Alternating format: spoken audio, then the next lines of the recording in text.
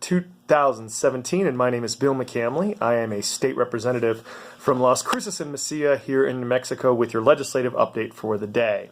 So in the morning, I actually had a bill in the Taxation and Revenue Committee that would ask both wealthy folks, those in the top income brackets, to pay a little bit more by increasing the top income bracket of over $150,000 to 5.9%, which is 1% higher than everybody else pays right now, and also close a loophole in the state capital gains tax policy, which is basically another one of these efforts that was a kind of a trickle-down economics strategy that was put in about 12, 13 years ago to try to grow the state's economy. Well, neither of those things have worked, and we're in a budget deficit right now where we can't fund things that do grow the state's economy, like education, like infrastructure, like broadband, like the Local Economic Development Act and Job Training Incentive Program, those things that have been proven to work. So that bill was tabled in the committee, but the strategy in the tax committee is to kind of table all of the tax ideas that come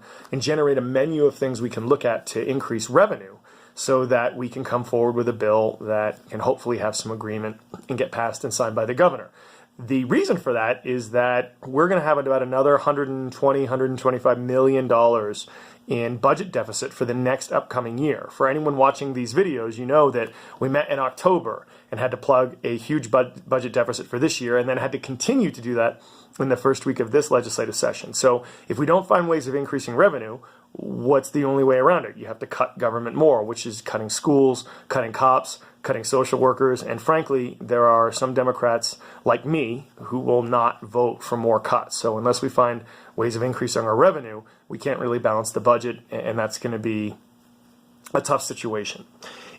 In my committee in the afternoon, the one I run, the Labor and Economic Development Committee, there were a couple of bills. The one of note actually added PTSD to the workforce comp provisions for firefighters.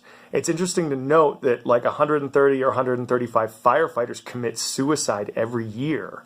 And a lot of that is because of the stress that they accumulate on their jobs.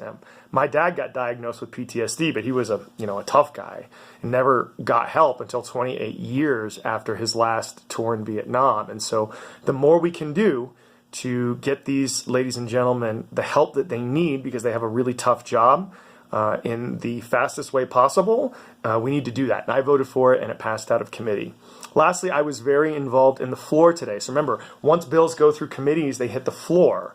So I had 3 bills of mine actually pass. 2 of them regarded border development, one changing the composition of the border authority, which is something that the business community down there would like, to add some professional experience to that. Another one appropriating $200,000 from the Local Economic Development Act to keep the hours of the sanitary supportive entry coming north open until 12 o'clock, which will put us on an even keel with Texas and allow us to compete and grow business more. And the last one was the next generation science standards that went through committee a couple of days ago. And this is one where it's asking the public, actually it's writing in law, forcing the public education department to implement these standards statewide. They're being done in over 25 other states. It really encourages inquiry-based and more hands-on education for science, which is what we need. Remember, everyone with a science degree or certificate, there are 2.1 jobs open for you in New Mexico. For everyone else, there are 3.3 people looking for a job. So the more we can do to really encourage science education in the proper way, which this does, the better. So that's really what I got today. As always, if you have questions, comments, or concerns on these or any other issues, I would love to hear from you. Thanks a lot. We'll be back at you tomorrow. Bye.